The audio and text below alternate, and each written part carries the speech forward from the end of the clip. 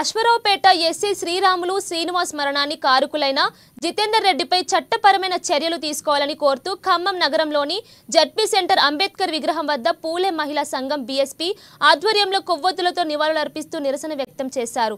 SC, ST, BC, minority ఉద్యోగులపై జరుగుతున్న దాడులు, వివక్షతకు వ్యతిరేకంగా ఉద్యమించాలని ఖమ్మం జిల్లా కన్వీనర్ ప్రోగంటి రాంబాబు అన్నారు. ఉద్యోగుల రక్షణ కోసం ప్రత్యేకమైన చట్టం తేవడానికి ఈ కార్యక్రమంలో వివిధ ప్రజా సంఘాల నేతలు పాల్గొన్నారని తెలిపారు.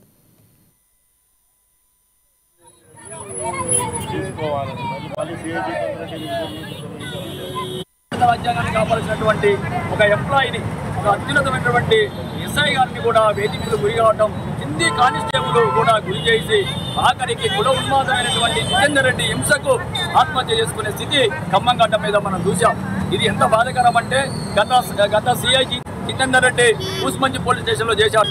అక్కడ మేము ఒక జితేందర్ రెడ్డితో ఒక సంఘటన ఫేస్ చేశాం. మా బహుజన విద్యార్థి నాయకుడు జితేందర్ రెడ్డి కూసుమంచిలో కేసు పెట్టాడు. ఎంత బాధాకరమైన కేసు అంటే, చిన్న గ్రూప్లో ఒక మెసేజ్ పెడితే మాదిగూడాన్ని పిలిచి అదే కూసుమంచి స్టేషన్లో చిత్రహింసలు పెట్టాడు. దీన్ని ఇమ్మీడియట్గా తక్షణమే మేము ఆ రోజు ఎస్సీ కమిషన్ని కలిసాం. వెంటనే అప్పుడే కొత్తగా సిపిగా ఖమ్మంగా హాజరైనటువంటి సిపి దగ్గరికి మేము వెళ్ళి జితేందర్ రెడ్డిని అంటే సస్పెండ్ చేయకపోతే నేను ఊరిపోసుకుని చచ్చిపోతానని మందు డబ్బా పట్టుకొని ఆఫీసులో కూర్చుంటాం. గత నెల రోజుల క్రితమే ఆ సంఘటన జరిగింది. దానికి స్పందించిన ఎస్సీ కమిషన్కి స్పందించినటువంటి సిపి గారు అతన్ని ట్రాన్స్ఫర్ చేసి అజురాపేటకి వెళ్ళడం జరిగింది.